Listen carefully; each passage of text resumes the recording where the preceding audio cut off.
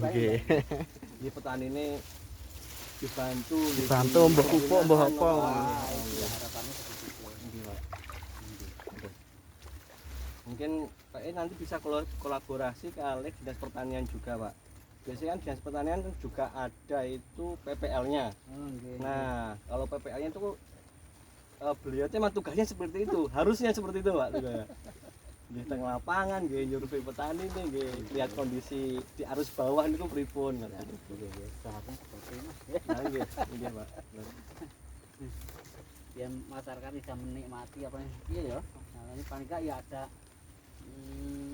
support pendukung, terus mungkin ya anak apa ya, ada kemajuan teknologi, mungkin cara berbudidaya yang lebih baik seperti apa. Nggih, Pak. Aduh. Mungkin nanti bisa kita sampaikan lah keluh kesahnya petani apa sekarang ini dengan kemajuan teknologi yang ada bisa diterapkan juga di sini. Paling enggak mengurangi itu loh pupuk-pupuk yang berbahan kimia. Oh, begini, Pak. Kemarin gini, Pak, kita sempat juga sama anak-anak muda.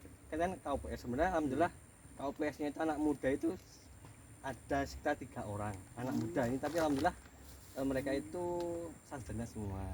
Kita kemarin konsultasi sama salah satu seorang itu kita sebenarnya bisa loh petani itu mengolah pupuk sendiri, Pak. Kita ada teknologinya, teknologi pengolahan pupuk organiknya, teknologi nopo Mas Agus, semprotnya Mas Agus ya, semprotnya itu ada semua, obat-obatannya itu ada semua. Yang penting ada pendampingan itu Nah, kesadaran.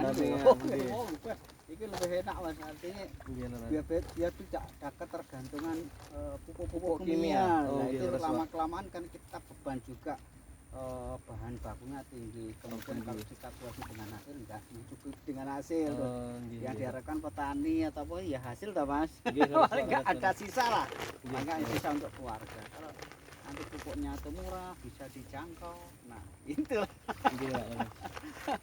kita nanti coba Pak, kita hubungan juga dengan salah satu seorang tadi itu yang alhamdulillah ahlinya pupuk juga sih Pak sebenarnya. Cuma beliau memang di luar LMDH. Nanti ke depan ingin beliau kita ajak ke kawasan hutan ini, kita lihat kondisi masyarakat. Ayo kalau memang petani itu menghendaki kita bikin kayak misal bikin pupuk sendiri, menghendaki ada pelatihan pupuk organik, pelatihan pembuatan pestisida nabati. Ini kan sebenarnya salah satunya menghemat biaya operasional petani juga loh Pak. Betul Pak. Lah orang petani kan punya bahan baku banyak loh Pak. Tapi tidak bisa mengolah karena ya SDM kita pengetahuan dari orang petani ya turunan SDM Pak, pendidikannya ya tingkat SD SMP lah paling Pak. Ini saya lulusan SD atau SMP. Buat tadi itu saya mengolah bahan-bahan mentah, bahan-bahan yang enggak terpakai gimana cara bisa dimanfaatkan. Siap. Pak nanti kita ini Pak, kita godok mateng untuk nanti pelatihannya gimana, model pelatihannya seperti apa. Nanti teman-teman kelompok petani di lereng hutan siap, monggo nanti kita hadirkan sosoknya yang untuk melatih itunya pembuatan pupuknya. Beliau bisa Pak bikin pupuk organik itu bisa yang bagus Pak, yang kualitasnya bagus. Mungkin pupuk organiknya beda kayak yang di toko-toko pertanian. Kualitasnya di atasnya masih Pak gitu. Sama beliau juga bisa bikin pupuk organik nabati pestisidanya itu bisa semprotnya. Sehingga emang bener Pak kondisi sekarang ini pun obat-obatannya pun mahal. Sekarang ketergantungan kayak Mas ya. Sama kimia. Iya, sama kimia kayaknya. Kalau tidak dipupuk kimia nyatanya juga hasilnya nurun drastis. Karena mungkin ya pH tanahnya mungkin kurang apa, ngusurannya kurang apa ini gitu. Iya Pak, siap. Ini varietas pentul ya Pak? Ini pentul Pak, pentul. Varietasnya pentul. Tapi ini lahan ini dari awal Mas sebenarnya. Ini sudah tanam yang ke-7 kali mungkin Bu ya. Cabai terus ini Pak? Cabai terus terlalu seperti kan punya kalau kelolaan saya itu yang sudah bentar saya daur gitu. Saya daur. Itu kemarin cabai sudah mati lah. Saya cabai terus karena ya ini dulu tanah becek sawah ini dulu kalau budaya dulu tuh sawah itu saya bikin kering itu susah banget. Sekarang ya aliran sungai ini kalau hujan pun ini meluap sampai Meluap, sini Pak. loh Mas nggih. Oh, Ini nggih, aliran nggih, nggih. sawah saya mencoba saya kok ditanami pinus ini enggak hidup Mas. Enggak hidup sama sekali karena ya airnya terlalu banyak. Nggih. Dan untuk dikelola di sawah mungkin di perhutani atau di LMDH juga nggak boleh. Nah, ya diupayakan lah supaya bisa kering. Nggih, Pak. Nggih. Berarti masnya termasuk dari kelompok LMDH. Kelompok LMDH. Cuma saya lebih ke KUPS-nya sih, Oh, Pak. di KUPS. KUPS-nya. Di bidang apa, Mas? Saya lebih ke paskanya, pasca panen. Oh, Pengolahan. pasca panen. Jadi lebih ke pengolahan hasilnya sih, Pak. Cuma kita juga pengen belajar, bukan belajar sih, istilahnya pengen menemukan relasi ketika nanti ada orang-orang di luar yang misal tokoh yang jago ahli di pupuk, kita datangkan, Pak. Kita coba ayolah petani di LMDH selangkah lebih maju ngono Pak, ibaratnya ngoten. Kesane niku mau terus jenengan boten tergantung pupuk kimia. Betul, Karena nggih bener Pak, permasalahan pertanian hari ini nggih sangat tergantung pupuk kimia Kimia ini. itu obat tuh nggak ada yang murah loh Mas. Terus terang nggak ada yang Iya. murah dan saat ini nggih. Naik sedanten Pak nggih, Pak. Bukan naik tapi perubahan nggak ya? Ada perubahan. Perubahan gitu ya. Ya nggak tahu lah mungkin faktor usia dunia mungkin ya. Nah, iya, Pak. Iya. Kayaknya kita harus nganu Pak. Wacananya kayaknya harus kembali ke alam, kembali seperti ke organik kayaknya. kembali yang di zaman lampau itu. Dulu Oke. tuh di sini tuh cuma ditanam ya sudah, Oke. dirawat sudah berbuah dan penyakit nggak ada lah Mas. Sekarang kalau Oh, sekarang tidak ada pupuk, tidak disemprot spray, pasti nggak panen. Pasti. Dari kecil terus lahir saya juga di sini. Dan ini punti Pak, Pulang niki Projo. ujung lagi nggih, kali masjid niki, masjid Oh, sebelah wetan Pak Lukman. Oh, dari Pak Luman itu. Jadi perempatan Pak ya. Pojokan perempatan ini rumah orang tua saya. Kalau pupuk saya agak ke timur terus ada mampir Mas. Nggih, siap Pak, Mas siap. Ipuk saya ini. Mas Ipuk. Ipuk nggih namanya nggih. Lek Jadi kula Pak Bupati Ibu ya. oh nggih. Ibu Bupati.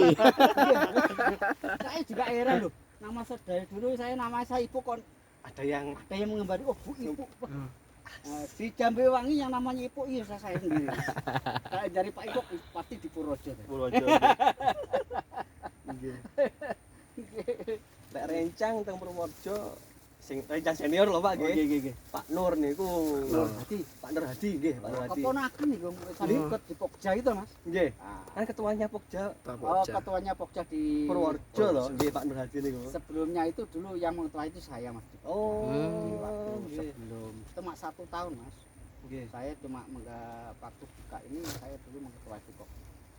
Cuma 1 tahun. Saya. Ini kan pengganti LMDH yang dulu Pak ya, Hmm, semuanya. dulu iya. Mas Nur Hadi saya mau berhubung di situ terjadi dulu kan crash toh, Mas. Crash, ya. Nggih, tergantung paling enggak ya ada apa ya? Ada dari kelompok masyarakat itu dulu ketua saya itu Pak Nur Hamid. Iya, Pak Nur Nggih, Hadi. nggih. Ya, itulah Nggih. orang terjadi dari salah satu kubu lah. Jadi ada 2 gap akhirnya terjadi seperti itu. Akhirnya Pak apa ya? Pak Jainuri itu kan PAW sebenarnya. Pengganti. Pengganti Sementara. kelanjutan dari masa jabatannya Pak Nur Hamid. Pak Nur Hamid. Nah, Pak Nur Hamid juga PAW itu melanjutkan dari Pak Sugeng namanya yang terpilih dulu namanya Pak Sugeng yang di Pucang Sari. Oh, nggih nggih. Pak Sugeng dia ketuanya, saya juga sudah menjadi pembentukan kelompoknya Pak Sugeng sebenarnya. Nggih. Baru dibentuk, akhirnya dalam 1 tahun Pak Sugengnya mengundurkan diri, akhirnya yang meneruskan jadi PAW itu Pak Nur Hamid. Oh. Setelah Pak Nur Hamid terus timbul apanya ya? Timbul gesekan lah Gesekan, antara ya, di kelembagaan antara pendukung dan pro dan kontra ini ya. Akhirnya muncul kembali PAW-nya Pak apa itu? Pak Jainuri. Pak Jainuri. Sekarang. nggih. Pak Jainuri teman saya tuh. Ah, Teman gitu, teman lama. Nggih nggih. Ketika pergantian Pak Jainuri, saya mengundurkan diri. Saya Oh, mengundurkan diri, Pak. oh, Mengundurkan nggih. diri. Karena Pokja itu kepanjangan dari kelompok masyarakat yang di tengah hutan. Makanya kemarin juga kita jaring Pak, jaring apa ya? Untuk menjadi pemimpin kita ada penjaringan gitu loh Pak. Seleksi dia. Ya, di penjaringan lewat bapak-bapak RT dan dia lingkungan, nah, muncullah Pak Nur.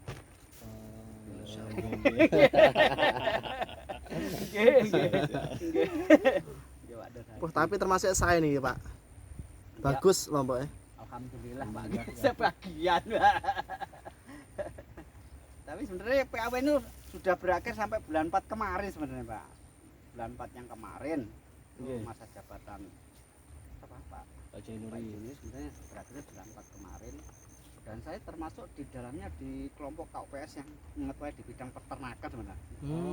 Peternakan. Saya di bidang peternakan, tapi sampai hari ini pun ketika itu tidak ada konek sama sekali Mas G. Dengan LMDH itu Pak, dengan teman-teman itu bagaimana itu sebenarnya kita satu mitra, satu kelompok sebenarnya. Jadi ada bidang-bidang tertentu. Sebenarnya meskipun sudah pergantian tapi kita belum di masa jabatan kan masih berlaku sebelum dia selesai masa jabatan. Tapi sampai hari ini tuh tidak ada connect Pak. Tidak ada komunikasi antara KUPS itu, KUPS yang teman saya di Sidomulyo yang belum Forestry itu Mas Yanto, gitu itu teman saya itu dia. Ya, kemudian di bidang perikanan di sini Pak Sugeng, kemudian dari bidang ketah Pak Rusli, itu semua ada. Tapi kemarin koneknya sama Pak Rusli di bidang apa itu, di perketani itu apa? Sadapan. Karena kemarin dapat bantuan dari BPSKL Bali, Jabal saya. Itu ada restribusi lah, paling nggak ada bantuan di sana untuk alat-alat sadap. Itu satu kali itu juga pembentukan KPS itu lama Mas saya itu. Ada dampingan Pak Aljon Sumati dari Ketua BPSKL Jabal Nusa Bali itu pembentukan KPS itu sama saya di Bali sampai 3 hari itu bikin kulin kakak atau jenis program-program gitu. Iya terus Tapi dibanding ya Pak ya? Nggih. Kan dapat sangu. Lumayan. Iya. Transportasi ya. Ini di hotel bro. Enggak, ya di hotel Pak. Kan petani jarang yang nginep di hotel bro ya loh. Saya kemarin juga dapat itu Pak. Untungnya nggih Pak. Kita manfaatkan lah jadi kita tambah ilmu. Iya. Nggih, monggo boten tetap semangat nggih. Siap Pak nggih. Semangat artinya nggih. Monggo lah. Memang kalau bisa berbaur dengan masyarakat di depan kan itu enak Mas artinya. Enaknya segala sesuatu kalau kita kerjakan secara bersama mungkin ya. Iya. Bukan secara mandiri. Kalau individu perorangan itu sering gagalnya ya kita tangguh sendiri. Kalau berkelompok kayaknya ya sudah ada satu pemakat yang yang ditemukan itu kita kerjakan, akhirnya ada undang-undang, ada aturan dari pihak perhutani itu menginginkan seperti apa, harus keuntungan dari petani seperti apa, kita bisa manfaatkan di situ nggih. Soalnya sekarang zamannya harus kolaborasi. Betul Pak nggih. Bareng-bareng lah Pak. Bareng-bareng lah Pak. Tapi nggih untuk ini sekarang ini kayaknya enggak kanu loh Mas. Enggak ada sinkron nggih. Pokja dengan masyarakat, dengan pesanggem atau masyarakat di tepian hutan, mungkin pengelolaannya seperti apa, harus pendekatannya dengan penggarap itu seperti apa, sering jadi gap tuh Mas. Nah kalau terjadi gap ini yang dirugikan mungkin hutan Pak, perhutani. Contoh mungkin tanaman seharusnya bagus karena ini timbul mana ya kadang terbunuh, kadang ada obat-obat diobat gitu. Nggih, diobat nggih. Kalau petani inginnya cepat, ibaratnya menggarap niku kan sekarang musim kan obat semuanya kan. Nggih, Suket ya rumput-rumput di pembakar tuh pakai obat semua nggih. Nah, tanpa melihat bahwa itu tanaman pokok perhutani yang harus dilindungi kan.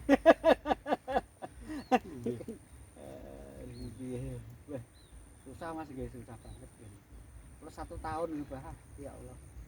1 tahun waktu pembukaan lahan tebangan minyak ya. Lahan ini. Kalau yang baru itu Pak?